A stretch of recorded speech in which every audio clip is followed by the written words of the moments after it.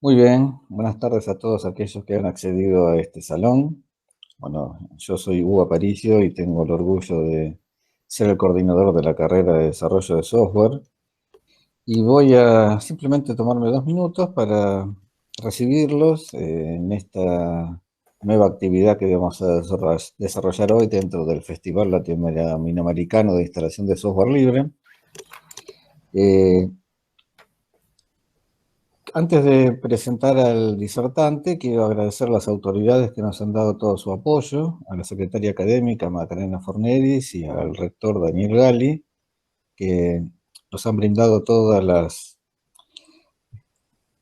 posibilidades de organizar esto para poder estar hoy aquí online con ustedes con esta actividad.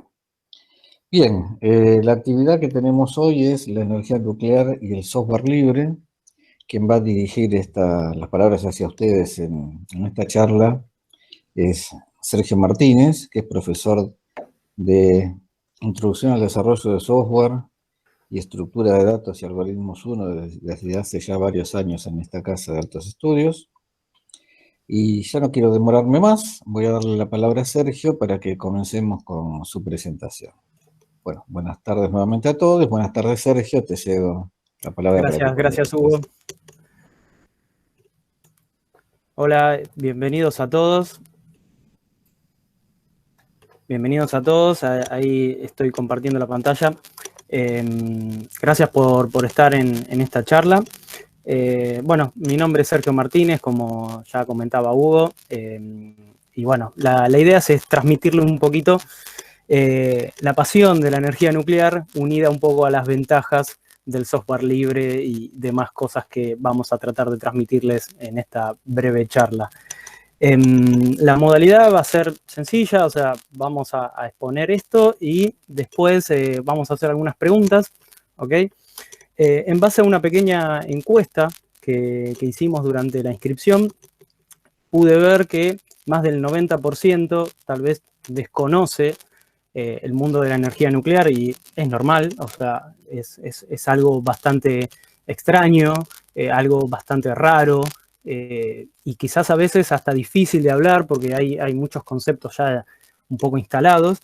Pero más allá de todo eso, lo importante es entender que está todo alrededor de la energía, ¿no? Y hoy en día todo gira alrededor de la energía y no existiría software libre ni hardware ni ninguna tecnología que hoy conocemos si no existiera energía y tal vez la energía eléctrica. Entonces es como un detonante, una parte de la curiosidad de todo esto y bueno, un poco también se va a tratar de crear esa curiosidad de parte de todos los que asisten. Vi algunos nombres ahí, algunos fueron alumnos míos, otros son alumnos también, así que bueno, espero que puedan ver esa otra parte de su profesor y tal vez engancharlos un poquito en todas estas curiosidades. Bueno, vamos a ir arrancando de a poquito. Bien, la idea de la necesidad de la energía radica hoy en día, como les decía, en que toda la tecnología está vinculada a la energía. Hoy en día cuando miramos un video, cuando hacemos una búsqueda en internet, se requiere energía.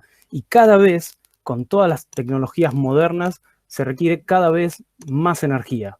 Y esto es algo exponencial y es algo que en algún momento ya nos estamos dando cuenta que la energía que requiere el planeta es insuficiente. Y parte de lo que vamos a querer o que le quiero transmitir es ver que tenemos una fuente de energía que, a pesar de todos los inconvenientes que la idea es plantear, es al final hacernos algunas preguntas y la idea es evaluar en qué posición nos encontramos hoy en día y cuánto de esto nos puede ayudar el software libre a cambiar la imagen de la energía nuclear. Bueno, vamos a arrancar. La idea es hacer un pequeño, muy breve paseo por la energía nuclear. Vamos a ir abriendo pequeñas ventanitas. No es posible hablar de todo el mundo nuclear en una pequeña charla, más que nada porque queremos contar cuánto ayuda el software libre a la energía nuclear. Así que bueno, vamos a arrancar de una vez.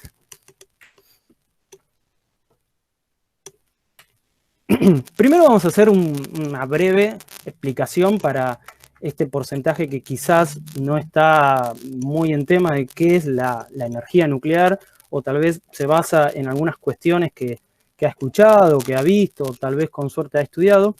Básicamente, la energía nuclear es un proceso físico, ¿bien? O sea, no hay un proceso químico en sí, sino que es un proceso físico, y la energía nuclear se basa actualmente, lo que tenemos funcionando, en la fisión nuclear. No estamos hablando de fusión nuclear, que es otra cosa totalmente distinta. Cuando hablamos de la energía nuclear actual, está dada por la fisión nuclear, que consta básicamente, como podemos ver en el grafiquito de arriba, en la separación de un núcleo. ¿Bien? Esa separación del núcleo genera, en ese momento que se produce la separación del núcleo, se genera energía y se generan, como productos de la fisión, nuevos elementos. Esos elementos pueden ser variados, van variando, pero son de menor tamaño.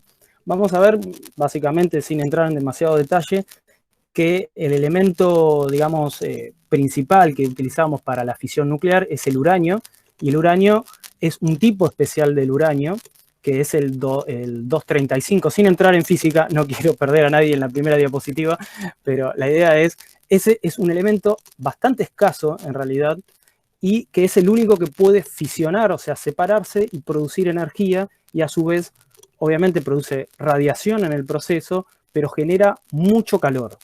Parte de esa energía, como todos sabemos en el principio de termodinámica, o sea, la energía no se crea de la nada, sino que se transforma, y esa energía que se libera de la fisión es producto de esa separación del núcleo que lo mantenía unido, y es parte de esa energía la que se libera a su entorno cuando se separa ese núcleo. De ahí se obtiene la energía, digamos, térmica. Abajo podemos ver de que podemos separar la fisión nuclear en dos conceptos entonces. Tenemos que durante esa fisión nuclear tenemos radiación y calor. Y acá vamos a separar los dos grandes mundos que tal vez no son tan conocidos, que son la de los reactores de investigación. Los reactores de investigación, muchos de ellos utilizados para producir radioisótopos, para crear múltiples ramas de la industria, utilizan la radiación, y por lo tanto son reactores mucho más chicos que están orientados a utilizar la radiación de esa fisión nuclear. Y, por ejemplo, es el reactor que nosotros tenemos ahí en Ezeiza. En Ezeiza, en el centro atómico de Ezeiza, está el reactor RA3. Es un reactor de producción de radioisótopos, y se utiliza también para investigación, para la prueba de materiales. Es uno de los reactores más grandes de Argentina de investigación, y prácticamente es un reactor que produce una gran cantidad de radioisótopos destinado principalmente a la medicina, al tratamiento oncológico. Después hay otros múltiples reactores en Argentina de investigación, pero son todos más pequeños que este reactor que está acá en Ezeiza. Luego tenemos los otros reactores, que son los reactores que producen básicamente energía eléctrica, y son las centrales que nosotros llamamos de potencia, y estas tal vez sean el tipo de reactor que conozcamos, o los que trascienda un poco más de información. Acá en Argentina tenemos Atucha 1, Atucha 2, ubicados en la localidad de Zárate, en la provincia de Buenos Aires, y la central de Embalse Río Tercero, en la provincia de Córdoba. Estas centrales utilizan el calor producido por esta fisión para producir energía eléctrica. ¿Y cómo producen energía eléctrica? Bueno, en realidad la idea del gráfico que tenemos al lado, abajo a la derecha, es ver que lo único que cambia con respecto a los reactores normales, o sea, ya sea para quemar combustible, para todos los que son convencionalmente térmicos, o sea, que utilizan gas, carbón y petróleo, lo único que cambia es la fuente del calor, que en vez de ser una fuente de calor producto de una reacción química, o sea, el calor es producto de una reacción física. Por lo tanto, el calor producido de esa fisión se utiliza para calentar agua, esa agua hierve, genera vapor, ese vapor hace mover una turbina, y esa turbina genera energía eléctrica. Luego esa agua, ese vapor se condensa, se vuelve a calentar, generar vapor, y así sucesivamente en un ciclo que se mantiene con la reacción nuclear. ¿Bien? Y ahí podemos entrar en un montón de conceptos como la reacción en cadena, cómo controlar ese calor que se genera en el núcleo. Esos son todos conceptos bastante más complejos de explicar, pero bueno, básicamente lo que se trata de mantener es una reacción en cadena, por lo tanto que esta fisión, fíjense que en el gráfico de arriba vemos que un neutrón golpea un núcleo y se producen además más neutrones. Esos neutrones a su vez golpean otros núcleos que a su vez producen otros neutrones en esa ruptura y así sucesivamente se produce lo que se llama reacción en cadena y se mantiene ese ciclo de fisión continua para mantener la generación de calor. ¿Bien? Esto es una breve introducción de qué estamos hablando cuando hablamos de energía nuclear, ¿no? Porque muchas veces, y también chusmeando ahí un poco las encuestas, veía que hablaban de reacciones químicas y cosas así, que en realidad la idea es que quede bien en claro esta diferenciación principal con las otras formas de energía. Una cosa muy importante, tal vez, que la vamos a desarrollar un poquito más adelante, es que todos los desechos que se producen en esta fisión nuclear nunca salen de este contenedor o esta estructura de contención, ni siquiera salen de lo que sería la vasija del reactor. No se libera nada al ambiente. Bien, a diferencia de otras tecnologías como la quema de carbón o la quema de petróleo, donde tenemos las chimeneas y las cenizas y un montón de residuos que se expulsan a la atmósfera, en un reactor nuclear queda todo contenido dentro de lo que llamaremos un combustible nuclear que es hermético y nunca eso está en contacto con la atmósfera. O sea, cuando se gasta ese combustible, se extrae completo, se los guarda en unas piscinas y luego se pone en una disposición final, que por ahí después podemos charlar, pero nunca se liberan a la atmósfera. Bueno, tenemos este gran problema, ya empezarán un poco a decir, bueno, pero vos sos fanático de la energía nuclear. En realidad, un poco sí puede ser, pero en realidad es como que todos estos, no sé, yo desde que tengo recuerdos nos vienen un poco recordando constantemente todos los peligros de la energía nuclear, ¿no? Vemos desde el exponente número 1 de los Simpsons, donde constantemente vemos quizás a Homero controlando un reactor nuclear y que solo depende de la acción de una persona que se produzca una explosión. Vemos múltiples películas de ataques nucleares, de la guerra nuclear, de la devastación del mundo. Vemos películas donde amontonan residuos como si fueran, no sé, bolsas así de papel. Vemos, no sé por qué, esa es una pregunta que muchos nos hacemos, una araña que es expuesta a la radiación transmite superpoderes a una persona o como Increíble Hulk es expuesto a radiación y saca superpoderes, que es un poco contradictorio a lo que por otro lado nos venden, pero básicamente han generado o se ha generado una imagen donde es algo diabólico, o sea, donde solamente se ve el daño que produce y hay cosas que no se pueden negar, se han producido accidentes. Los accidentes son lamentables, obviamente, no hay que negarlos, sí hay que aprender de esos accidentes. Sin embargo, por ejemplo, vemos en la famosa serie de Chernobyl que dice cuál es el costo de las mentiras, ¿no? O sea, sin dejar bien en claro cuál es el costo de la mentira de qué, de la energía nuclear, el costo de la mentira de cómo se manejaron las cosas, de una cuestión política, cuando tal vez entran en juego otras cuestiones y así lo vemos continuamente con un montón de otros factores que en realidad lo que hacen es desinformar. Y creo que ahí es donde está el mayor problema, porque inconvenientes tienen todas las tecnologías y estoy convencido, junto con muchos colegas, de que existe como una...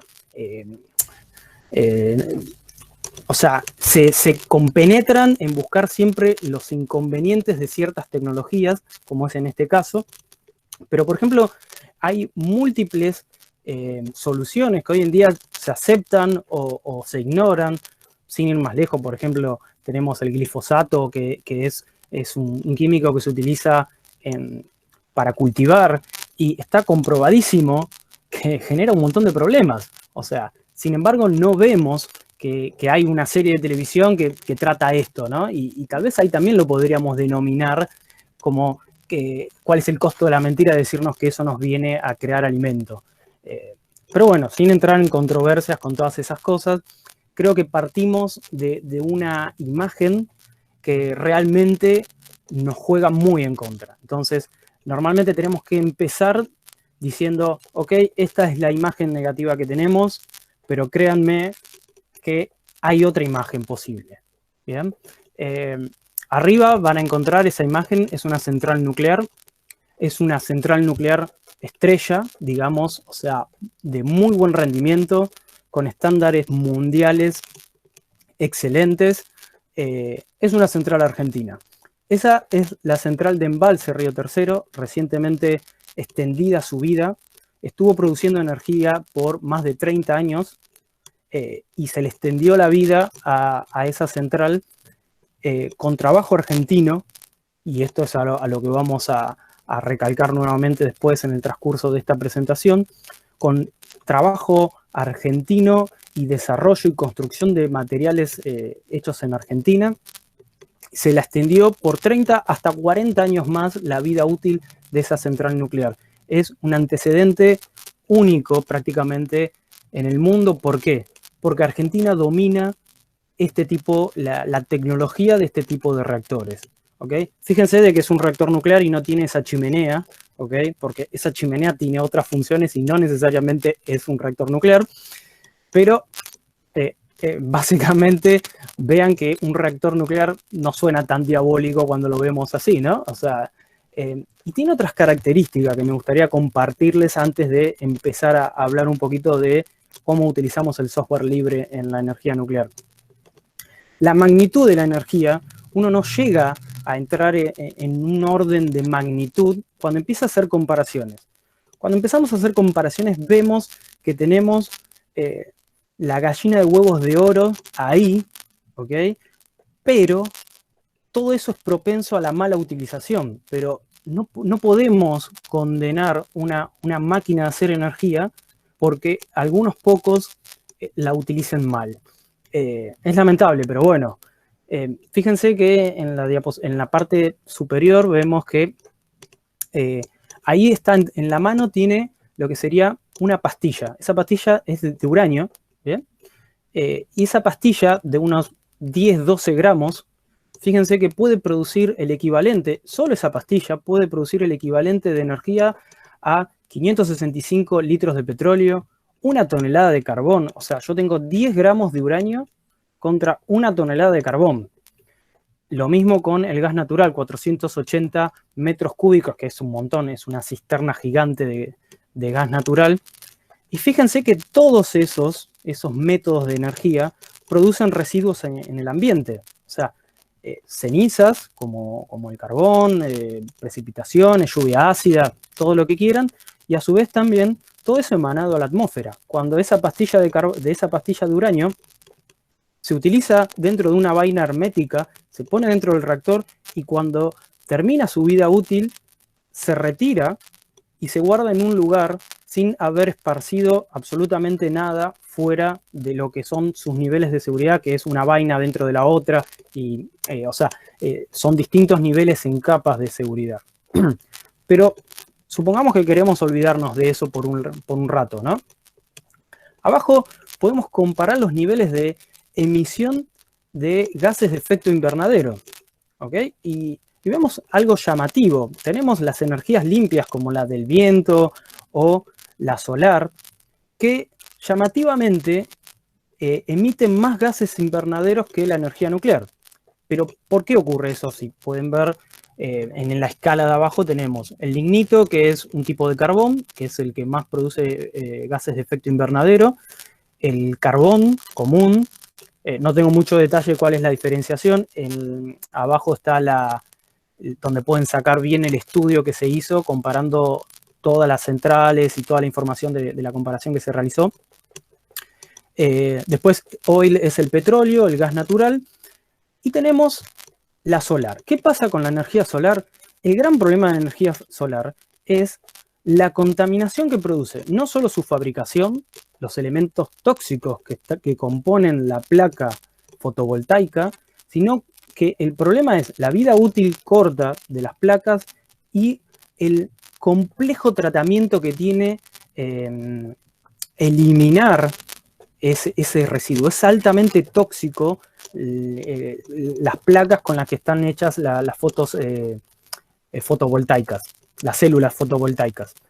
Después vemos que baja bastante la emisión de gases de efecto invernadero a nivel de biomasa. Tenemos la nuclear, fíjense, la hidroeléctrica, que ahí hay una variación por efecto de los costos de construcción, y por último la del viento. Si ven en promedio, en los niveles tenemos un 26 para la producción eólica y 28 para la producción nuclear.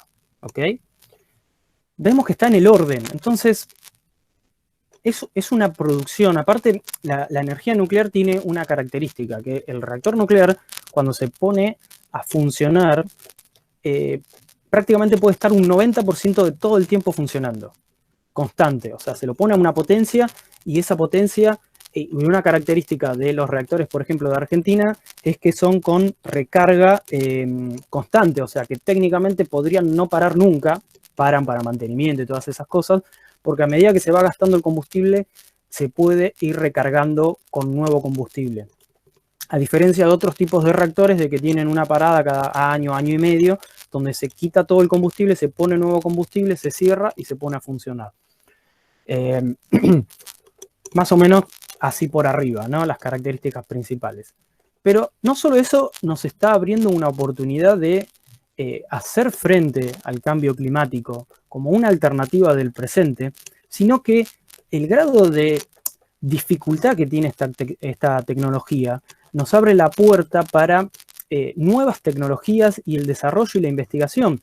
La energía nuclear, la tecnología necesaria para el desarrollo nuclear, es utilizada acá en Argentina para también el desarrollo aeroespacial y también para el desarrollo de la medicina nuclear, del tratamiento oncológico. Hay muchísimas ramas que se desprenden de la energía nuclear gracias al grado de complejidad que tiene y al nivel de profundidad que hay que llegar para estos estudios. Esa tecnología, ese conocimiento desborda a otras tecnologías y a otras áreas. Entonces, esto genera como un polo de conocimiento y de desarrollo tecnológico que nutre a toda la industria, y en este caso nutre a la industria argentina, porque Argentina es uno de los pocos países que domina completamente todo el ciclo nuclear, desde la extracción, la construcción de elementos combustibles, la administración de centrales, construye reactores, vende reactores, enriquece uranio, o sea, tiene todo el ciclo de manejo nuclear desarrollado. Después se puede discutir si están súper bien aprovechados, hay algunas ramas que están más desarrolladas que otras, pero está prácticamente vigente todas las tecnologías en Argentina, toda la tecnología está desarrollada y es reconocido a nivel mundial. Y eso nos lleva a la otra pregunta casi natural, ¿no? Ok, está bien, la energía nuclear es buena, pero ¿y qué pasa con la radiación? Ok, ahí la respuesta inmediata que podemos llegar a dar es, la radiación está en todos lados, ¿somos conscientes de eso? ¿Nos contaron cuál es la realidad de la radiación? O sea, o solamente recibo radiación cuando me acerco a un reactor nuclear o cuando voy a Chernobyl, que van todos con el contador Geiger, que se llama así el detector que mide la radiación, y lo escuchamos y decimos, oh no, hay radiación. Pero si ese detector Geiger lo prendemos acá, vamos a detectar radiación también. ¿Ok? ¿Por qué? Porque el 80% de la radiación que recibe un ser humano promedio es natural. Es natural, proviene, fíjense que tenemos el gráfico desglosado, donde vemos que en unidades de dosis, no quiero entrar en mucho detalle de eso porque es complejo cómo se mide la dosis y todo lo demás, pero a nivel comparativo y esquemático creo que les puede servir de una idea, ¿no? Fíjense lo siguiente, que la inhalación de radón, el radón es un gas natural que se extrae o de alguna manera se libera naturalmente de las rocas. Ese gas es radioactivo y de acuerdo al lugar del planeta, al lugar de la superficie de la Tierra donde nos encontremos, hay mayor o menor predisposición a inhalar este radón. Por ejemplo, países que están como los escandinavos, que son lugares muy fríos y que están construidos sobre una cierta superficie rocosa, tienen graves problemas de intoxicación por radiación natural que emana de la Tierra y se les mete por el sótano e invade la casa. Y como son lugares muy fríos y están normalmente siempre cerrados, tienen altos niveles de radón dentro de la casa, lo que es equivalente a tener altos niveles de radiación dentro de la casa sin estar cerca de ningún reactor nuclear, ni de ninguna explosión, ni de nada. A su vez tenemos, por ejemplo, radiación terrestre. El núcleo de la Tierra es un núcleo candente, fundido, que con metales, que ese núcleo genera radiación. Y fíjense que es una gran parte de la radiación que recibimos, es parte de nuestra propia Tierra. Otro porcentaje es de ingestión. Es decir, ¿cómo me estoy comiendo radiación? Sí, una banana tiene potasio y el potasio es radioactivo. Entonces, cuando comemos una banana estamos ingiriendo radiación. Lo mismo pasa con el pescado y otros alimentos. Y después tenemos una dosis, digamos, de radiación cósmica que vienen de las estrellas, del propio Sol y de fenómenos que ocurren fuera de la Tierra, los cuales de alguna manera son mitigados por parte de la atmósfera terrestre. Por lo tanto, cuando nosotros viajamos en avión no tenemos esa protección de la atmósfera y cuando viajamos en avión a grandes alturas estamos expuestos a más radiación de la que tenemos cuando estamos en la superficie terrestre. Entonces, viajar en avión nos expone a mucha más radiación de la que normalmente uno puede llegar a estar acostumbrado. Y ahora bien, eso es la radiación natural. Digamos que el ser humano está de alguna manera acostumbrado, adaptado a la radiación. ¿Por qué? Porque vive con radiación a su alrededor. Después tenemos la radiación artificial, la que crea el humano normalmente para, por ejemplo, diagnóstico médico. Fíjense que la radiación artificial, el 98% de lo que recibe una persona promedio es producto de los diagnósticos médicos, ya sea radiografías, tomografías, algunos exámenes con imágenes de contraste, algún tratamiento médico. Todo eso suma radiación. Fíjense que, no sé, yo cada vez que voy y me preguntan, bueno, le vamos a mandar una placa de tórax, yo le digo, ¿puedo evitar hacerme la placa de tórax? Y me miran asombrado, porque si no es necesario no me la hago, no quiero recibir radiación, porque con esas pequeñas radiaciones estoy recibiendo muchísima más radiación de la que recibiría estando trabajando todos los días en un reactor nuclear. Lo mismo con las radiografías dentales y esas cosas, ¿no? Y hay una pequeña porción que obviamente no la vamos a negar, pero fíjense el porcentaje comparativo, lo que son las pruebas bélicas que existieron. Obviamente estoy en contra de todo eso. La exposición profesional habla de lo que son los trabajadores en las centrales o trabajadores médicos con la tecnología nuclear, lo que produjo Chernobyl y la actividad nuclear en sí, bueno, un poco también relacionado con lo de la exposición profesional. Pero fíjense que cuantitativamente es ínfimo todo eso con respecto a lo que el ser humano recibe naturalmente como radiación natural y como uno de alguna manera toma como algo normal ir a tomarse una radiografía, ¿no? Bien, a ver, hasta ahí tenemos un pantallazo súper rápido de cómo estamos parados, ¿no? Y acá es inevitable ir metiéndonos un poquito en cuestiones más de fondo, ¿no? Más de cómo la ciencia, y en este caso la ciencia relacionada con la investigación de la energía nuclear, se va metiendo en la sociedad. Históricamente había un concepto que fue impulsado por Jorge Sábato, nuestro Jorge Sábato, que después fue modelado como el triángulo de Sábato y después hubo, bueno, el modelo de la triple hélice, que en realidad para desarrollar una ciencia o una tecnología en sí, se requiere la unión de las universidades, el gobierno y las empresas. Y con eso se puede desarrollar una tecnología, ¿bien? O sea, fomentando desde el gobierno algo que puede llegar a considerar estratégico y de las empresas ayudando, colaborando, utilizando la infraestructura de la empresa junto con el conocimiento, la investigación y la capacidad, o la capacitación, mejor dicho, que provee una universidad a través de institutos, del recurso humano en sí, proveer, o sea, las condiciones para desarrollar una tecnología, ¿bien? O sea, con eso se consideraba, que es como hoy en día la mayoría considera el desarrollo tecnológico que se maneja, ¿no?, actualmente, pero lamentablemente la ciencia no puede estar aislada de otros factores. Y ahí posteriormente se fueron cambiando un poco estos paradigmas y se fue agregando en una hélice cuádruple o cuádruple hélice a la sociedad primero. ¿Por qué? Porque, por ejemplo, de nada sirve que el gobierno o un Estado o una política incluya el desarrollo nuclear si la sociedad no está de acuerdo. ¿Y qué nos encontramos acá con la energía nuclear? De que tiene mala imagen, como dijimos, tiene un mal concepto. O sea, estamos hablando de que la energía nuclear contamina, que se produjeron accidentes lamentables, tiene una mala imagen, o sea, y todo el contexto tampoco ayuda, porque tenemos series, películas, superhéroes de dudosa creación, un montón de cosas que lamentablemente no ayudan, ¿bien? Y, o sea, de alguna manera hay un sesgo de lo que se trata la energía nuclear y se la utiliza casi como un cliché para decir, uy, bueno, es algo atómico, algo nuclear, algo esto, como para darle un origen y con eso justificamos todo. A Godzilla lo justificamos con, bueno, fue una contaminación nuclear y nació Godzilla.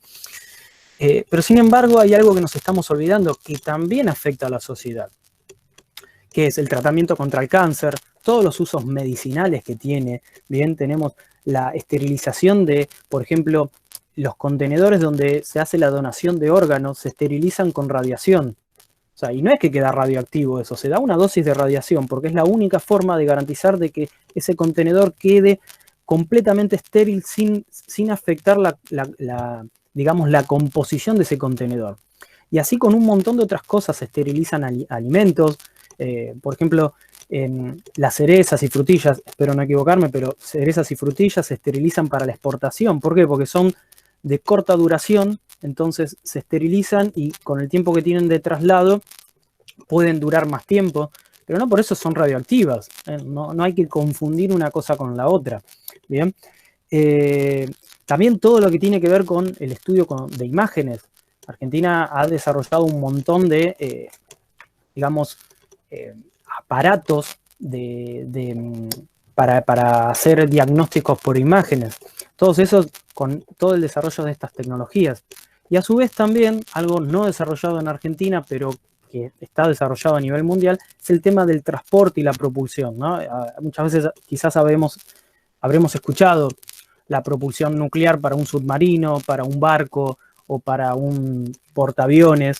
O sea, la idea de una propulsión nuclear es básicamente, no es que tira bombas nucleares, ¿no? O sea, básicamente está reemplazando el motor que mueve la hélice, en vez de ser a combustible, líquido, gasoil, lo que sea, un diésel, básicamente tiene un pequeño reactor y este reactor sale con un combustible ahí adentro y no hay que cambiarlo nunca en su vida. O sea, eso lo que le provee es una autonomía impresionante, lo mismo para los submarinos, ¿no? O sea, las posibilidades son muchísimas. Eso por el lado de lo que es la sociedad, o sea, ya vimos que tiene contraparte, ¿no? Y últimamente se agregó la quíntuple hélice, que se agregó el medio ambiente. Y también ahí, lamentablemente, tenemos contrapartes. Tenemos la parte de, nuevamente, accidentes, el tema de los residuos, ¿no? Es algo, hay cosas que están sin concluir y muchas veces se tiene insuficiente información para la toma de decisiones o para lo que es la opinión pública. Bien, pero también hay que informar de que la energía nuclear en la producción de energía eléctrica tiene 0 emisiones de dióxido de carbono y hoy en día nos estamos jugando por el calentamiento global en la elección, por ejemplo, como pasó con Alemania, que cerró todos sus reactores nucleares, pero decidió quemar carbón en lugar de energía nuclear. ¿Pero qué vimos al principio cuando comparamos la emisión de gases de efecto invernadero? Que tiene 20 veces más emisión de dióxido de carbono. Entonces, hay muchas cosas que hay que evaluarlas. No es una decisión tan sencilla como decir esto es bueno y esto es malo. Bien, aparte, el tema del medio ambiente es la superficie que necesito para generar energía. La generación de energía eólica, con molinos de vientos, necesito grandes superficies. Lo mismo con la energía solar, necesito cubrir una gran superficie. Y el otro problema es que, por ejemplo, de noche no se produce energía. ¿Qué hago con la energía que necesito a la noche para prender las luces? Y si no hay viento en ese momento, ¿qué cargo? Una batería, que la batería de litio o de lo que sea contamina más que un montón de otros medios de energía. Hay un montón de preguntas y acá es donde se abre el debate de cómo desarrollo una tecnología, basado en qué principio, basado en respetar el medio ambiente, basado en respetar la decisión de la sociedad, pero a veces es mucho más complejo que eso y es difícil tomar una decisión que deje conforme a todos. Y acá, bueno, la idea es presentarles el entramado nuclear que hay en Argentina.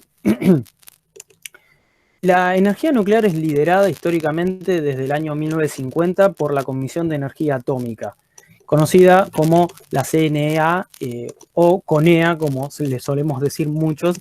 Y la CONEA, en realidad, como su origen, fue el desarrollo tecnológico. El desarrollo tecnológico, el desarrollo de la ingeniería, el desarrollo de soluciones ligados y obviamente relacionados con la tecnología nuclear. Hoy en día, ahí nos encontramos como varios actores y un poco es ver lo complejo que es el entramado nuclear, principalmente en Argentina. No sé si, sinceramente no sé si en todos los países se da así, pero en Argentina tiene un impulso impresionante de otras industrias. Y a su vez, quizás otras industrias son más conocidas que la propia Comisión de Energía Atómica, pero el desarrollo tecnológico fue por la Comisión de Energía Atómica. O sea, no sé si se entiende. Ahí vemos NASA, no tiene nada que ver con la NASA de Estados Unidos. NASA es Nucleoeléctrica Argentina, sociedad anónima, que es la empresa que se creó en los 90, que formaba parte de la Comisión de Energía Atómica, que es la empresa que administra las centrales nucleares. Hoy en día son 3, Atucha 1, 2 y Embalse. Esa empresa antiguamente era un área o una división de operación de la Comisión de Energía Atómica que se separó y se creó esta empresa para administrar las centrales. Pero todo la tecnología, como hoy podemos ver, la capacitación y la tecnología de los que operan esos reactores es provista en su gran medida por la Comisión de Energía Atómica. Bien. A su vez, la Comisión de Energía Atómica también se desprendió de un área o una gerencia que se llamaba Investigación Aplicada, que luego dio la creación, o dio con la creación de INVAP, que son las siglas de Investigación Aplicada. ¿Por qué se dio todo esto? ¿Y por qué muchos conocemos más a INVAP que a la Comisión de Energía Atómica y no relacionamos INVAP con la energía atómica? ¿Por qué? Porque la Comisión de Energía Atómica, como sí, es una entidad que no puede vender la tecnología, porque la tecnología no se puede vender este conocimiento. Entonces, lo que sí se puede vender es el conocimiento aplicado, por eso es investigación aplicada. Entonces, se desarrolla un producto y ese es el producto que se puede comercializar. Pero esa construcción de componentes, de servicios, es construida a través del conocimiento y la tecnología desarrollada por la Comisión de Energía Atómica. A su vez, fijémonos cómo INVAP también provee servicios a CONAE, que es la Comisión Nacional Aeroespacial, que tal vez ahora en el último tiempo fue un poco más conocida por el tema del SAUCOM, ¿no? Del desarrollo satelital y de los ARSAT también, pero gran parte de toda esa tecnología, de todo ese conocimiento, fue provisto, o sea, fue desarrollada esa tecnología y, por ejemplo, los paneles solares, específicamente, por la Comisión de Energía Atómica. Entonces, como vemos, o sea, a simple vista, sin entrar en demasiados detalles de, por ejemplo, AIFA, ECONUAR, que es los que construyen los combustibles que utilizan los reactores. Sin entrar en mayor nivel de detalles, vemos cómo la calificación de la industria nuclear es tan alta que solamente lo vemos en la energía nuclear y en la industria aeroespacial, ya sea en aviones, ¿okay? O todo lo que tenga que ver con la investigación del espacio. Entonces son muy altos estándares, o sea, como es una tecnología muy compleja, muy difícil de desarrollar, vemos que es necesario este desarrollo tecnológico. Y acá entramos en un gran problema, ¿no? El tema de la transferencia tecnológica. El tema de la transferencia tecnológica, el inconveniente que vamos a ver normalmente es que la tecnología no se puede comprar tan fácilmente, no es como comprar un auto, no puedo comprar tecnología nuclear, prácticamente no se vende, ¿no? No es sencillo. Para unirse al grupo de los que dominan el arte nuclear hay que demostrar que uno sabe de lo que está hablando y demostrar con forma empírica o desarrollar los prototipos diciendo esto es lo que yo sé hacer, entonces ahí te aceptan. Y uno después se tiene que o sea, someter a los controles. Esto no es, bueno, yo construyo mi reactor y listo, y cierro la puerta y nadie puede ver lo que estoy haciendo. O sea, al formar parte de la Organización Internacional de Energía Atómica, uno está sometido obligatoriamente a controles, a inspecciones que garanticen la seguridad de todas estas instalaciones que yo hablo, ¿no? Normalmente si uno va a comprar cosas afuera, lo mismo que vende INVAP, INVAP no vende la tecnología porque es propietaria de esa tecnología y lo que se vende es parte de lo que es la solución ofrecida llave en mano, que es lo que también Argentina puede llegar a comprar si pudiera ir a comprarlo afuera.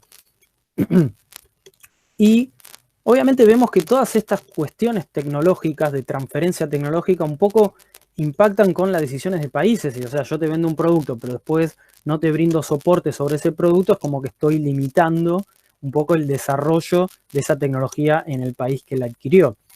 Y a su vez también hay que garantizar lo que se llama normalmente en la jerga la salvaguarda, que es el seguimiento de todo el inventario y de cada componente nuclear que puede ser considerado como de riesgo. O sea, cada, digamos, partícula de uranio, cada porción de uranio tiene un seguimiento estricto de en dónde está, qué se está haciendo, quién es el responsable, y constantemente puede haber inspecciones diciendo, bueno, ¿dónde está esto? Y hay una validación constante de dónde está cada porción o parte o partícula de uranio, principalmente el uranio enriquecido. ¿Okay? Y acá esto entra un poco en contraposición y hasta hace un poco de ruido con lo que es el software libre. Y acá nos vamos metiendo un poquito en el software libre, ¿eh? O sea, costó, pero llegó. Acá nos metemos un poco con el software libre, el hardware libre. ¿Por qué? Porque la idea del software libre y del hardware libre, ¿cuál es? Es investigar a costos más bajos, hacer ingeniería inversa y sustituir importados. Entonces acá es como que empezamos a entender un poquito en qué lo podemos llegar a utilizar, ¿no? Sustituir equipos obsoletos y sin recambio. ¿Qué pasa? La energía nuclear tiene un tema de que se creó hace mucho tiempo. Los reactores son bastante viejos en su mayoría, creados en los reactores de potencia, la mayoría en los años 70. Reactores de investigación están desde los años 50. Y la tecnología tal vez no se ha desarrollado al ritmo que uno cree que se podría haber desarrollado. Y ahora vamos a hacer un poquito de foco en eso y por qué, cuáles son las consideraciones que habría que tener cuando evaluamos cuando hacemos ese análisis, ¿no? Básicamente de qué es obsoleto y qué no. Entonces, ahí entra la posibilidad de que con el software libre podemos sustituir equipos obsoletos o que ya no se fabriquen más, porque pasaron tantos años que quizás componentes que ya no existen. También podemos modificar o crear nuevas soluciones. Vemos algo que está funcionando, pero podemos hacerlo funcionar mejor. Entonces, acá nos abre una nueva puerta, compartir más fácilmente entre colegas esta información. Y también el software libre y el hardware es como que generan motivación. ¿Por qué? Porque proveen una herramienta para formar parte de algo más grande.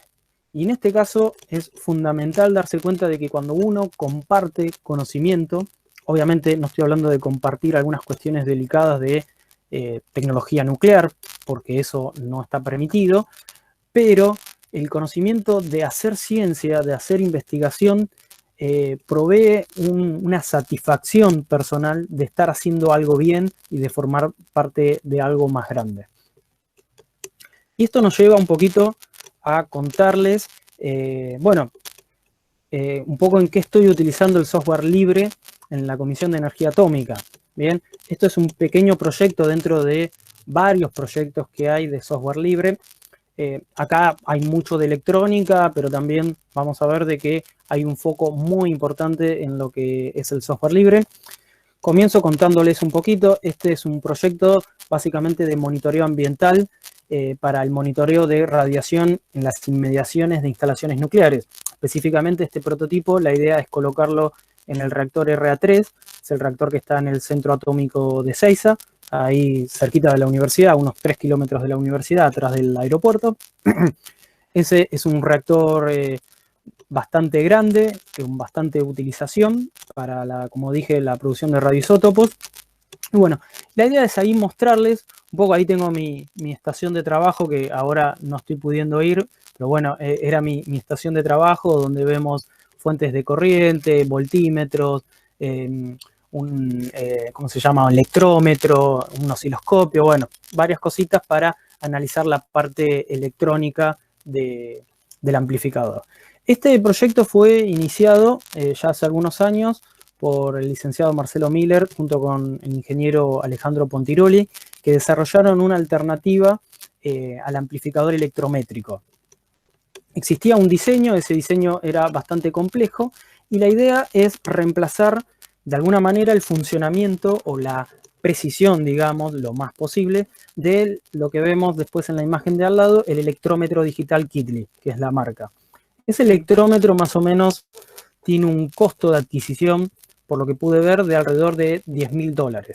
O sea, no es algo accesible, claramente.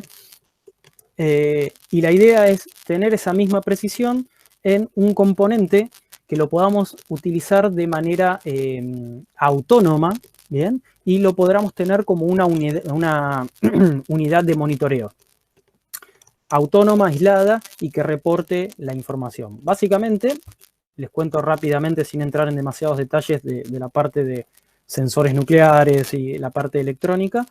Lo que ven ahí, la cámara de ionización, es un tubo, como se puede ver ahí.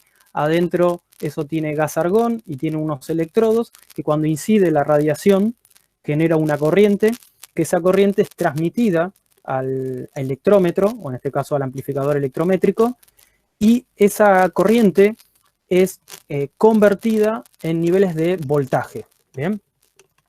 Esos niveles de voltaje, la idea es que estamos hablando de corrientes muy extremadamente bajas, del orden de los femtoamperes.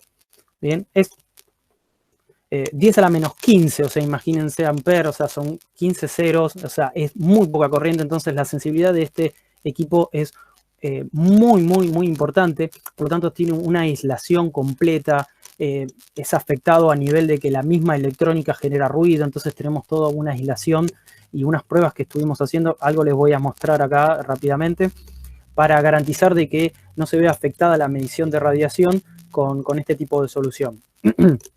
¿Okay? La idea es conectar esa cámara de ionización a lo que vemos ahí, al amplificador electrométrico.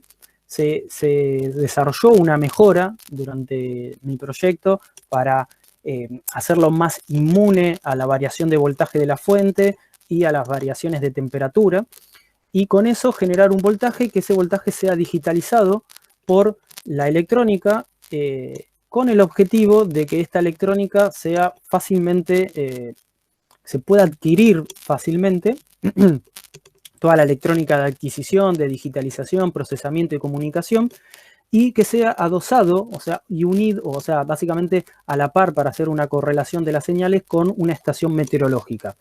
También diseñada, digamos, artesanalmente con la adquisición para poder incluir todo dentro de un, digamos, un prototipo único. Ahí abajo pueden ver que Abajo tenemos lo que sería la parte exterior de la estación meteorológica con los sensores de temperatura, humedad y el pluviómetro ahí arriba. Y ahí al lado de los equipos podrán ver de que hay un anemómetro, una veleta, bien, que eso forma parte de lo que es este prototipo. Esto, convengamos que es un prototipo, no va a ser una solución comercial ni cerca, pero es como para un prototipo para analizar el concepto, ¿no? Conceptualmente si esto es una solución posible, que por lo que hemos visto es muy probable que sí. Luego hicimos un render ahí de cómo quedaría el desarrollo con una Raspberry Pi. Bien, todo este desarrollo está programado con software libre, es un sistema operativo que va a correr en la Raspberry Pi del tipo la variante 0W, que es una Raspi un poco más chiquitita. Esta Raspi tiene un Debian corriendo adentro, muy, digamos, cortado, delimitado, como para que sea lo más óptimo posible. Y luego tenemos un montón de cosas ahí para que se digitalice estas señales junto con todas las señales de los sensores meteorológicos, y logramos comprimir esto en una placa que la vemos ahí renderizada de aproximadamente unos 10 centímetros por 10 centímetros, donde ahí tenemos la fuente de alimentación partida, tenemos la Raspi, tenemos todos los conectores de entrada, sensores de temperatura in situ, tenemos ahí los azules son los digitalizadores. Logramos compactar todo en esas dimensiones, y por fuera queda el tachito, cariñosamente hablando, que es el amplificador electrométrico. Bien. Acá la idea es mostrarles un poquito cómo sería una forma de visualizar el monitoreo de lo que es la radiación. Eso es una lectura en tiempo real de la variación de la corriente del sensor, cómo va midiendo la variación ambiental, digamos.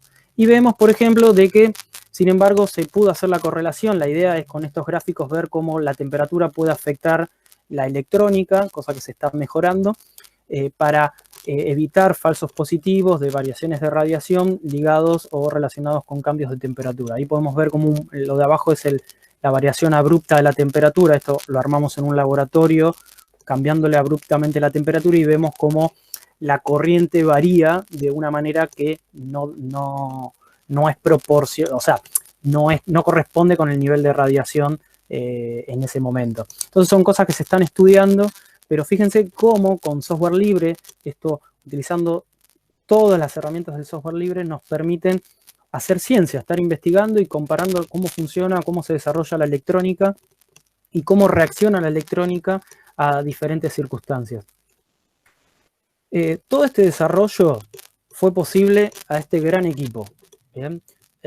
Podemos ver de que para un servidor vamos a utilizar el Debian junto con lo que es el servidor HTTP. Para la Raspberry Pi estamos utilizando el Raspbian, que es el derivado, como dije, del Debian. Bueno, el New y el Pingüinito están en todo. La comunidad, lo más importante que tiene el software libre es la comunidad. O sea, en este caso por estar Stack Overflow, Adafruit y GitHub, o sea, son como pilares importantes. O sea, normalmente lo que a uno se les ocurra está la respuesta en esos foros. Con solo buscar uno encuentra respuestas inmediatas, ¿no? A veces algunas cosas son más complejas que otras. Y después fíjense el abanico de tecnologías que hubo que utilizar, ¿no? Desde jQuery, que es como una biblioteca de Java, de JavaScript principalmente, el Ajax para las actualizaciones de los gráficos que vimos, bueno, HTML, la parte de gráficos con AmChart, y después toda la parte de base de datos con MariaDB o MySQL, PHP, toda la parte de la idea de la Raspi, de la Raspberry Pi, es construir estos, lo que serían unidades monitoras, ¿no? Aisladas. Por lo tanto, nos comunicaríamos vía Wi-Fi con esa unidad, y la idea es que sea lo más óptima energéticamente. Por lo tanto, todo lo que es el manejo de información y la comunicación está realizado en memoria para evitar tener que escribir lo menos posible dentro de lo que es la tarjeta de memoria, ¿no? Y trabajarlo directamente en la memoria de la Raspi. Para eso se utilizó C para hacer todo el sistema de memoria compartida, obviamente compilado por GCC, y toda la información que consulta el servidor se consulta directamente desde la memoria compartida de la Raspi.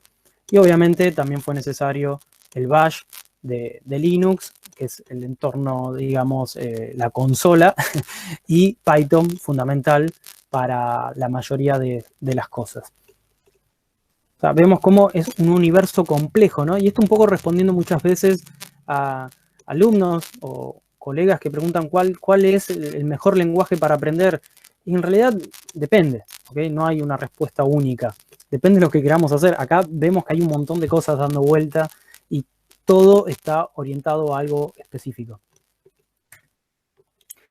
Entramos entonces en un dilema acá, porque vemos que tenemos por un lado el hardware libre y el software libre. El software libre avanzó rapidísimo.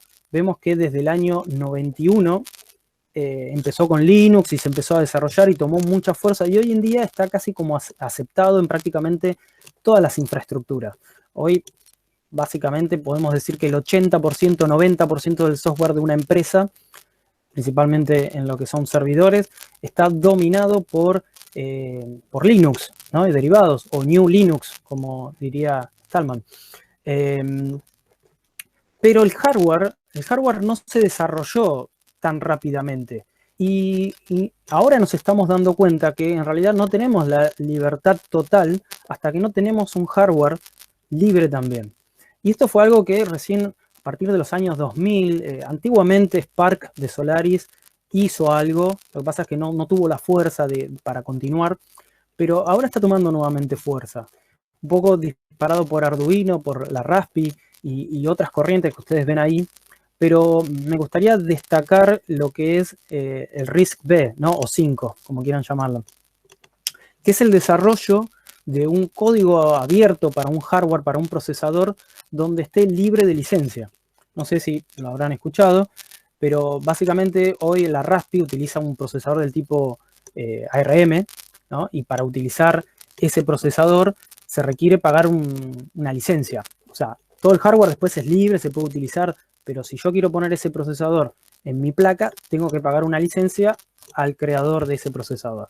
La idea de RISC-V, es crear un procesador, poner los planos a disposición, y el que quiera construir ese procesador lo puede construir gratis. En realidad libre, para no crear controversia. Libre, no gratis. Pero, o sea, van a estar libres de poder desarrollar procesadores con esa arquitectura. Y eso me parece que es lo que viene. Bueno, entonces, ok, hablamos un poquito del software libre, hardware libre, una introducción gigantesca ahí de la energía nuclear, pero ¿cuáles son los límites del software entonces en la industria nuclear? ¿Se utiliza para todo? ¿Está en todos lados? ¿Yo conecto una computadora y controlo un reactor nuclear? No es así como lo vemos en las películas, donde uno con el mouse apaga el reactor o lo prende. No es así. Lamento desilusionar a alguno, no es así. ¿Dónde se usa el software hoy en día en la industria nuclear?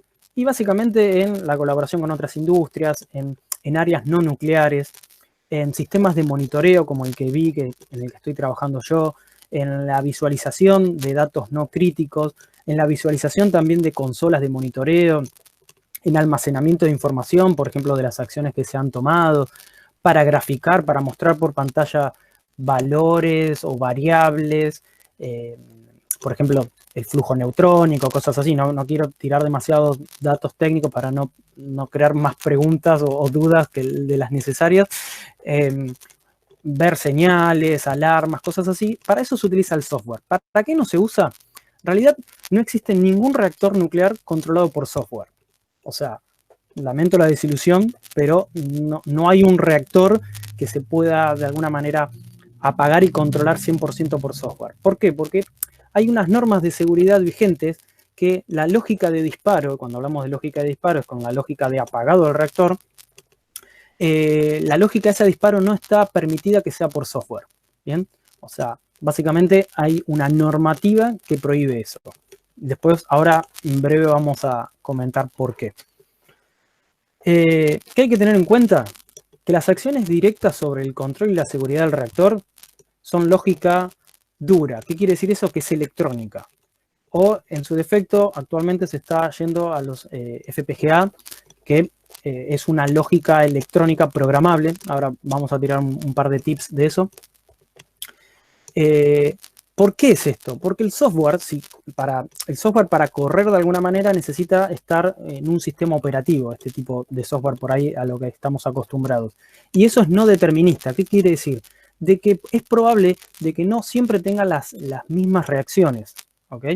¿Qué quiere decir? De que ante un ingreso, bien, pueda obtener distintos resultados o distintos tiempos de respuestas. Por eso condiciona la reacción y la utilización en el sistema de control, porque los tiempos de la reacción nuclear son muy veloces. Entonces superan a un inconveniente que pueda llegar a un delay que tenga un software, puede generar que no reaccione a tiempo para apagar un reactor. Cosa que la electrónica es inmediata, ¿ok? O sea, por eso es que se utiliza básicamente la electrónica dura, digamos, la lógica dura. Y otra cosa es, todos los sensores tienen que estar cableados, no existe ningún sensor inalámbrico, ¿ok? No está permitido que haya sensores inalámbricos, y ninguna red, vamos a ver que existen algunos conectores que se pueden hacer por red, pero ningún sensor, ninguna red de instrumentación y control puede estar conectada a internet, y las redes están aisladas físicamente. O sea, básicamente es una caja cerrada donde de afuera no se puede entrar. Y ahí entramos en el tema de la obsolescencia, como ya para ir acercándonos un poquito al final, el tema de la obsolescencia y el software, ¿no? Rápidamente, el sistema más crítico es el sistema de apagado del reactor. Si algunos han visto Chernobyl, o sea, la serie, vieron que eso fue un problema, pero eso es un caso muy específico y que tiene sus cuestiones muy particulares. Por ejemplo, Embalse utiliza una computadora, la central de Embalse utiliza una computadora, pero esa computadora está destinada específicamente a mejorar el quemado, se le llama en realidad la operación del reactor, para optimizar y utilizar mejor el combustible que se coloca. Pero sin embargo, Atucha 1 y Atucha 2 son completamente electrónicas, o sea, no tienen ninguna computadora que manejen variables de control, ¿no? Y eso nos hace ruido en principio, ¿no? Porque vemos que los sistemas de control normalmente en una planta normal, que no sea nuclear, normalmente es distribuida y normalmente vamos a ver que están utilizadas mediante las redes de comunicación. Pero el problema que genera eso es que son asincrónicas. Yo necesito obtener toda esa información en forma centralizada. Y ahí es donde vemos que todo el sistema de control de un reactor es centralizado en una sala de control, y todo lo que tenga que ver con el sistema de seguridad y de control está centralizado en la sala de control. ¿Por qué? Para que sea determinista, para que de alguna manera siempre ante una acción pueda obtener el mismo resultado. Y ahí entran conceptos de seguridad, como vemos, sistemas diversos, sistemas redundantes, la lógica 2 de 3, 2 de 4, quiere decir de que todo en un reactor nuclear está multiplicado por 3 o hasta por 4. Bien, o sea, no es que falló un sensor y explotó todo. O sea, tienen que fallar 3 sensores de fabricantes diferentes, de lotes diferentes, de tecnologías diferentes. Quizás una cosa la estoy midiendo con una tecnología de resistencia, otra cosa la estoy leyendo con tecnología capacitiva. Entonces es altamente improbable que las dos tecnologías fallen dado un cierto evento, y a su vez se ponen en serie, o sea que es difícil que falle uno y a su vez que falle la otra, y eso triplicado, que es un poco la idea de lo que está ahí abajo, o sea que es altamente difícil que esa tecnología duplicada o redundante se dé con una falla, ¿no? Ese es el objetivo principalmente. Por eso a veces también tenemos el problema de que una central nuclear es altamente costosa, porque imagínense que todos los sistemas de seguridad de cualquier central promedio convencional está todo multiplicado por 3 o por 4. Y eso nos lleva un poco entonces, a ver, si yo no lo puedo hacer por software todo esto, ¿no? Si no, ¿es realmente obsoleta una central cuando la vemos así? Y yo le puse la imagen ahí de Homero Simpson, que creo que lo único que más o menos aciertan es un poco a los paneles, ¿no? En Los Simpsons, que como verán, esos son, los de arriba principalmente, son consolas de las salas de control de reactores nucleares. Y vemos que sí, ok, sí, son parecidos. Ahora, lo que nunca va a ocurrir es que una sola persona esté a cargo de todo, y menos una persona como Homero, ¿no? Que es técnico nuclear de manera dudosa. Es muy complejo llegar a estar enfrente de una consola así. Y hay licencias que anualmente hay que renovar. Es muy complejo renovar esas licencias. Son exámenes bastante difíciles. No cualquier persona llega a estar enfrente de esos tableros, ¿ok?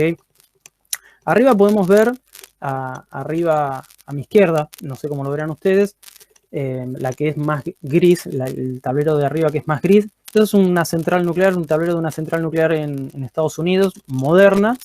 ¿Bien? La de al lado, que es más en tonalidades azules, de arriba, esa es la central, la sala de comando de control, perdón, sala de control de la central de embalse.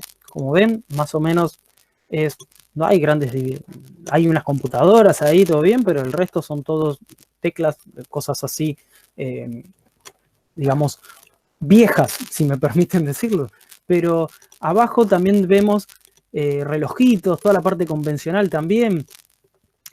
O sea, y abajo también vemos una serie de pantallas, que esto es lo que promete una solución de Estados Unidos de los nuevos reactores. Prometen que los reactores o las salas de comando de control van a atender a esto, ¿no? Yo sinceramente dudo que se les pueda dar tanta seguridad a una pantalla, aunque bueno, realmente uno se termina haciendo esa pregunta de si realmente es obsoleto o realmente es así, porque eso nos da mayor seguridad y el software todavía no se pudo desarrollar lo suficiente o no da la suficiente confianza para reemplazar la electrónica dura. Bien, y acá entramos ya en cuestiones quizás que las voy a comentar un poco por arriba para que no se extienda demasiado, para la instrumentación nuclear, ¿no? O sea, la instrumentación nuclear principalmente está enfocada hoy en día al desarrollo de el FPGA, que son matrices de puertas lógicas programables. Básicamente, en pocas palabras, es como si fuera una matriz, bien, como dice ahí, de compuertas, bien, donde yo le puedo asignar un tipo de compuerta, AND, OR, los que han cursado con nosotros las compuertas lógicas, ¿no?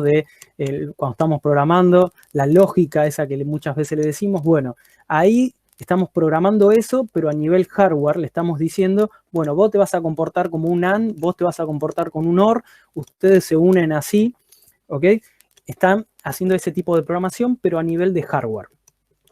La gran ventaja que tenemos acá es que ese tipo de programación tiene muchos core, digamos, o muchos templates o muchos modelos que son de licencias abiertas. Entonces se pueden agarrar esas licencias y se pueden reutilizar o utilizar como soluciones. Se pueden crear con esta lógica, se puede crear un procesador, se puede crear un microcontrolador, bien, programando y dándole ciertas funciones a cada una de las compuertas.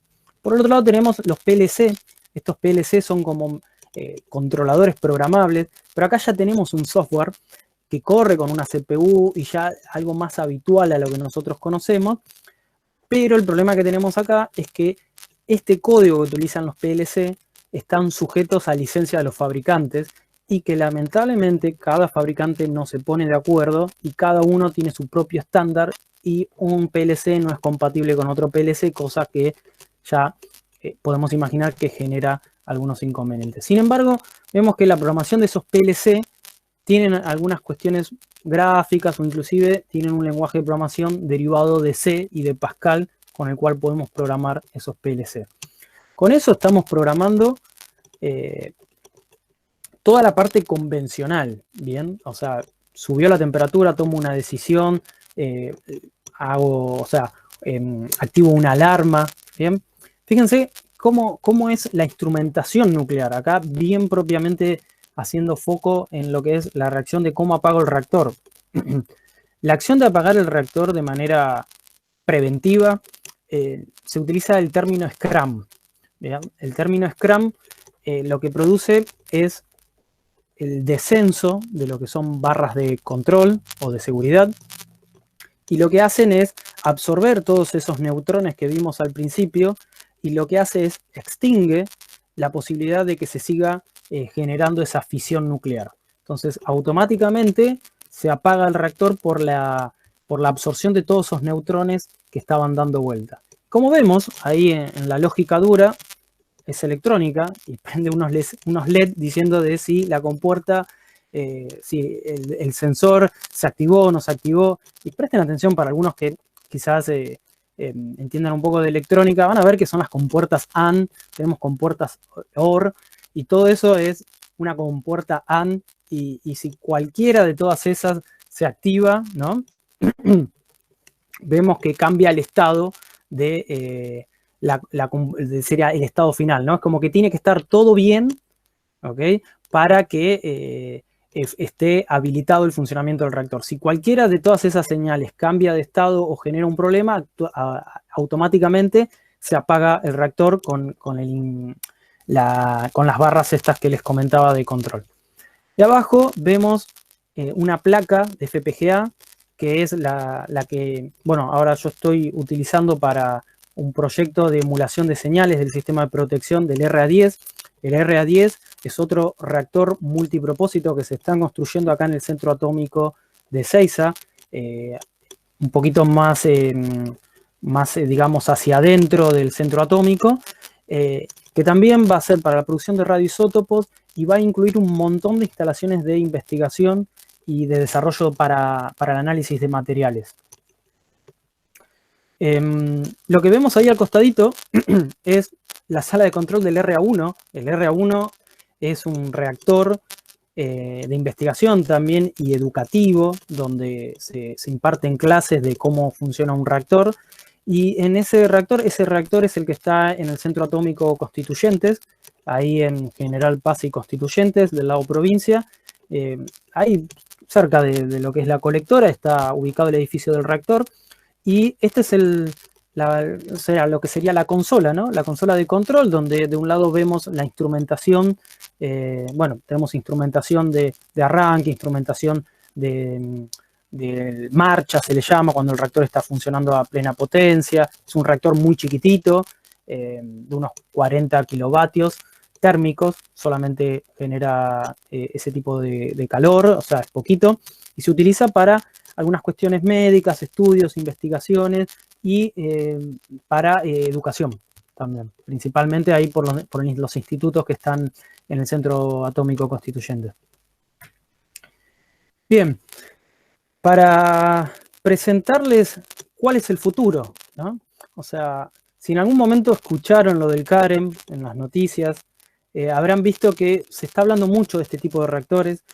Argentina ha sido pionera en este tipo de reactores. Lamentablemente, por su continuidad se ha visto retardado su desarrollo, pero al principio, cuando Argentina comenzó en los 80 con la idea de un mini reactor, que lo presentó en una convención de Perú, fue revolucionario y la verdad que no había ningún desarrollo en ese momento equiparable. Hoy en día Argentina está compitiendo de alguna manera para terminar este prototipo que se está construyendo al lado de Atucha 1 y Atucha 2 en Lima, en Zárate, en la provincia de Buenos Aires. Ese es más o menos, la imagen de abajo es más o menos el estado actual de la construcción de este reactor. Es un reactor modular, que quiere decir que es chiquito, con el origen de facilitar la construcción de estos reactores que sean de poca potencia. Una característica muy importante es que después se pueden ir agregando módulos, por lo tanto se pueden reutilizar partes o instalaciones comunes a esos módulos, por eso son modulares, ¿no? Que se pueden ir agregando. Es un diseño 100% argentino. Otros países luego se fueron copiando, lamentablemente. Gran parte, el 70% es fabricado en el país. Tiene un sistema primario integrado. Ahí podemos ver que el PWR es un tipo de reactor en el cual está basado el CAREM. Pero fíjense toda la complejidad que tiene ese PW clásico, y todo eso está metido dentro de lo que es la vasija del reactor CAREM. O sea, fíjense que se simplifica completamente y por lo tanto, al tener menor cantidad de componentes, se disminuyen las probabilidades de accidente y hasta en algunos casos se eliminan porque ya el componente ese no existe. Entonces, si no existe el componente, no puede fallar. ¿Okay? La refrigeración es por convección natural, y esto un poco lo que les decía. Lo que ven verde ahí son bombas, o sea, y este reactor no tiene bombas mecánicas, por lo tanto es todo convección natural, se enfría por el mismo proceso químico, químico no térmico, digamos, de que el calor sube y el frío baja, entonces no se puede romper la bomba, no se puede quedar sin energía la bomba. ¿Por qué? Porque la bomba no existe y se maneja de manera autónoma. Los sistemas de seguridad son pasivos, quiere decir de que no hay forma de anularnos, no hay forma de controlar esos sistemas de seguridad. O sea, en cuanto el reactor detecta algo que está fuera de los valores, automáticamente por cuestiones físicas, o sea, ya sea como la gravedad o por digamos, la convección natural, por cuestiones físicas directamente se autocontrola. No requiere generadores diésel, que fue uno de los problemas que ocurrió en Fukushima, que no pudo encenderse los generadores diésel y es por eso que ocurrió el accidente de Fukushima. Directamente este tipo de reactores no necesita generadores diésel por estas cuestiones de que no necesita bombas, no necesita este tipo de accionamiento externo. ¿Bien? Y hay muchas cosas que están controladas directamente porque son imposibles de que ocurran, porque uno de los accidentes más comunes, conocidos como LOCA, que es, la traducción sería algo así como pérdida del refrigerante, ¿no? Cuando se rompe un caño y se pierde el líquido refrigerante, como cuando en el radiador rompemos una manguera del radiador. Bueno, ese accidente está descartado porque no hay tuberías, entonces todo ocurre dentro de esa vasija, que es como una gran olla. Entonces, como no hay caños, no se puede romper ningún caño. Entonces, se descartan cierta cantidad de errores que pueden ocurrir, o fallas más que nada, y es altamente seguro, y bueno, ojalá se termine, ¿no? en algún momento. Para finalizar, se hizo un poco extenso, pido disculpas. Para finalizar, dejaría algunas preguntas planteadas. La idea es, bueno, vimos que el software libre no vulnera la privacidad ni fomenta prácticas ilícitas. Son cosas que uno va escuchando del software libre. Fomenta la idea de investigar, desarrollar, compartir, hacer ciencia. Normalmente estaba muy ligado a un grupo muy chiquito el tema del software libre, y ahora es mucho más amigable, hay una comunidad muy grande. Y como vemos, el software libre llegó para quedarse. Y el hardware libre vino un poco demorado, pero está ahí. ¿Bien? La energía nuclear está un poco difícil sacarse ese gran peso que tiene encima, pero sin embargo hay que quedarse con la idea de que la no emisión de gases de efecto invernadero, las cuestiones médicas, todo eso está salvando vidas todos los días y tal vez no es lo que nos están vendiendo, tal vez, ¿no? Es una alternativa al calentamiento global. Hay un desarrollo tecnológico importantísimo alrededor de la industria por la calidad, por la calidad nuclear o la calidad aeroespacial, como les decía, y provee una gran independencia científico-tecnológica. ¿Por qué? Porque si desarrollamos esa ciencia, podemos independizarnos, podemos crear conocimiento y crear cosas de valor agregado, no solamente ser un país agroexportador, ¿no? Entonces, quizás dejo planteadas estas preguntas. ¿Por qué privarnos de usar estas tecnologías correctamente? O sea, ¿quiénes tienen intereses para que no usemos la energía nuclear, o quiénes tienen intereses para que no usemos software libre? ¿Ok? O sea, ¿cómo hizo el software libre para cambiar esta imagen y hoy todos tengan un Android en su celular y no crean en todos esos problemas o hayan dejado de lado esos problemas que tal vez creían cuando solamente era un sistema operativo más? ¿Es correcto culpar a una tecnología por los errores? O sea, ¿es correcto culpar a una fuente de energía tan grande por ser utilizada en armas o tal vez por algunos accidentes? Otras tecnologías han tenido accidentes, ha habido derrames de petróleo, han matado gente también, ¿no? En los accidentes de tránsito muere mucha gente y sin embargo no hay una discusión de si está bien o no utilizar el auto.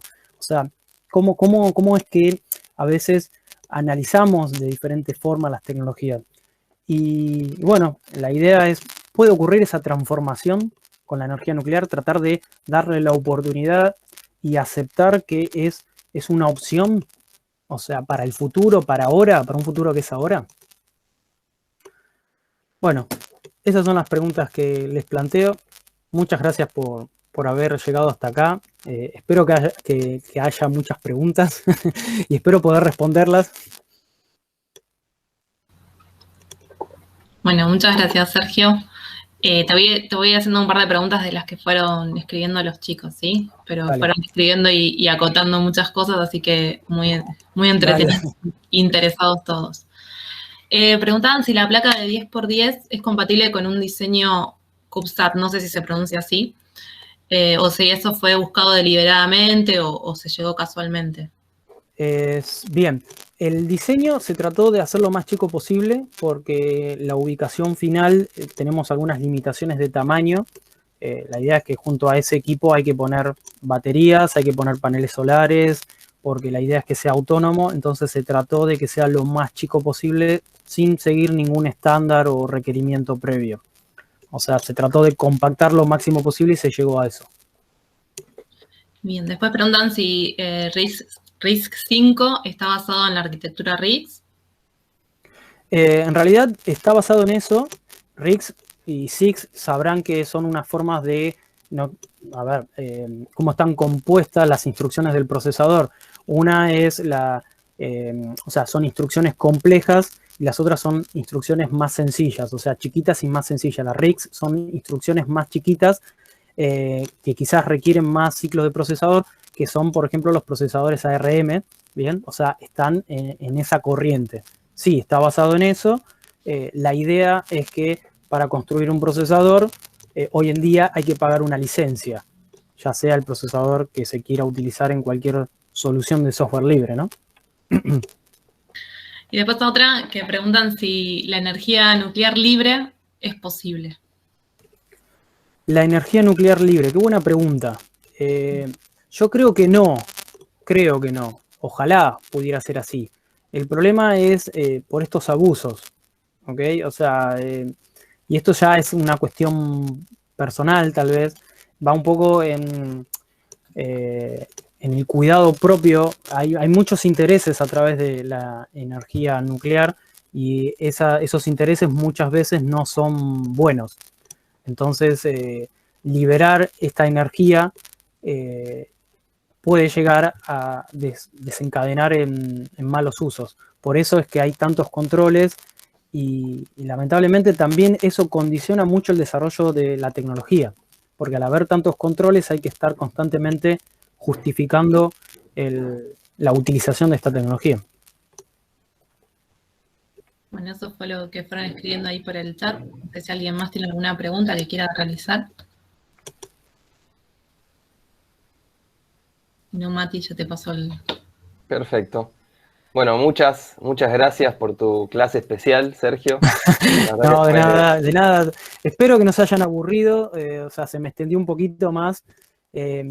A su vez quiero agradecer a dos personas, a Víctor Betachini y a Alejandro Pontiroli, que me dieron una mano repasando algunas cositas para retocar algunas cuestiones físicas y otras cuestiones del proyecto.